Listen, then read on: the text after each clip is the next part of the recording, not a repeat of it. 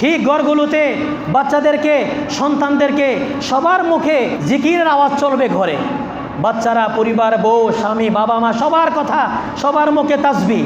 সময় পাইছে তাসবিহ, পড়া শেষ তাসবিহ, ঘুমাবে তাসবিহ, আগে পরে সবসময় ঘরের পরিবেশ সবসময় যেন সকালের সবার মুখে মুখে আল্লাহর জিকির চালু থাকে। রে ভাইয়েরা, ঘরগুলোতে রহমত দ্বারা ভরে যাবে, বরকতে ভরে যাবে, আনন্দে ভরে যাবে। আমার সন্তানের মুখে আল্লাহর বড়ত্বের কথা আসবে, এর চেয়ে বড় কিছু জিনিস আর কি হইতে পারে?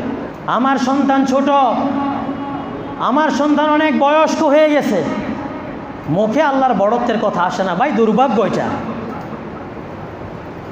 আর যদি দেখেন আপনার সন্তান সময় পেলে আল্লাহর কথা সুবহানাল্লাহ পড়ে, আলহামদুলিল্লাহ পড়ে, আল্লাহু আকবার পড়ে, আপনার চক্ষু শীতলের সন্তান, এই পরিবার আপনার চক্ষু শীতল। যেটা আল্লাহ বলছেন, রব্বানা হাবলানা মিনাজ আজওয়াজিনা ওয়া যুররিয়াতিনা কুররাতা আয়ুনি ওয়াজআলনা লিল মুত্তাকিনা ইমামা। মহান রবের বড়ত্বের কথা আমাদের মুখে আসবে, আমার সন্তানের মুখে আসবে, এটাই তো কথা। কত নেতার কথা মুখে, কত পাতি নেতার কথা মুখে, যে নেতার কোনো কাজ নাই, ভেল নাই, মূল্য নাই, ছোট্ট একটা সরকারি চাকরি করে ৬০,০০০ টাকা বেতন, তার উপরের সিনিয়র বস, হ্যাঁ, 1 মিনিটে 40 বার বস আর বস আর স্যার। কিছু কষ্ট নিয়েন না।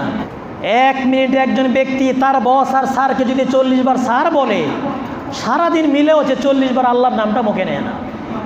ভাই বিশ্বাস করেন, সন্তানটা যদি আল্লাহকে না চিনে, আল্লাহর কথা না বুঝে, আল্লাহর প্রতি ভালোবাসা তৈরি না হয়, বলেন কি কাজে লাগবে আমার আপনার?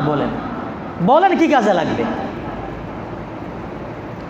সন্তানরা যদি আল্লাহকে ভালোবাসে, আল্লাহর ভয় দিলে আসে, চোখের পানি ঝরায়, দোয়া করলে চোখের পানি ঝরে, আপনাকে যত্ন নেবে, আপনার খেদমত করবে, সেবা করবে, হ্যাঁ, আপনার সেবা দিয়ে আল্লাহর নৈকট্য অর্জন করার চেষ্টা করবে।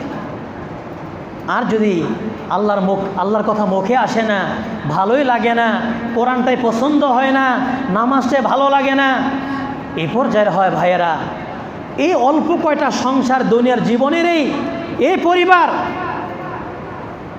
নতুবা মৃত্যুর পরে আর কোনো কাজে আসবে না। পিতা সন্তানের কোনো কাজে আসবে না, সন্তান ও পিতার কোনো কাজে আসবে না।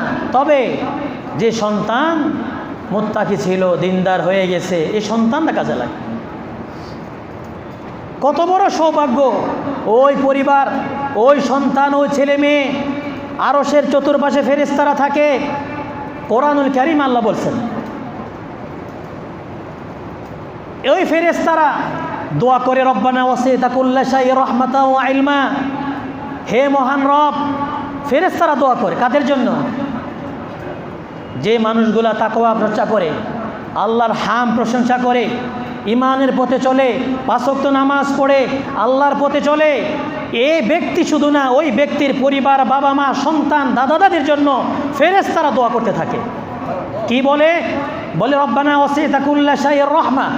হে মহান রব, ওয়াসি'তা কুল্লা শাইইন রাহমা ওয়া ইলমা, সব কিছুতে আপনার রহমত আর ইলম দিয়ে বিস্তৃত। ফাগফির লিল্লাযীনা তাবু ওয়াত্তাবাউ সাবিলাকা ওয়াকিহিম আযাবাল জাহিম।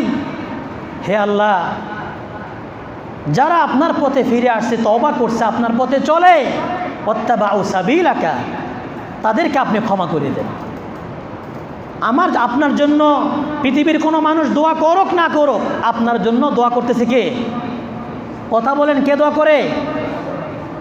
ওই যে ফেরেশতারা আসমান থেকে দোয়া করতেছে, মাফ করে দেন। ওয়াকিহিম আযাবাল জাহিম, আল্লাহ জাহান্নাম থেকে তাদেরকে রক্ষা করেন। রব্বানা ওয়া আদখিলহুম জান্নাতি আদনিন আল্লাতী ওয়া'আদতাহুম। হে আল্লাহ, ওই লোকদেরকে যারা তওবা করে আপনার পথে আসছে, তাদেরকে আপনি অনন্তকালের জান্নাত দান করেন। ওয়া'আদতাহুম, যে জান্নাতের ওয়াদা আপনি তাদেরকে করছেন। শুধু কি তাই না, ওমান সালাহা মিন আবাইহিম ওয়া আজওয়াজিহিম ওয়া যুররিয়াতিহিম,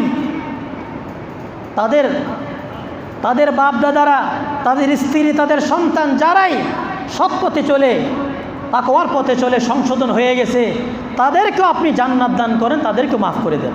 সামনে আরও কথা আল্লাহ তাআলা তাদের জন্য বলছে।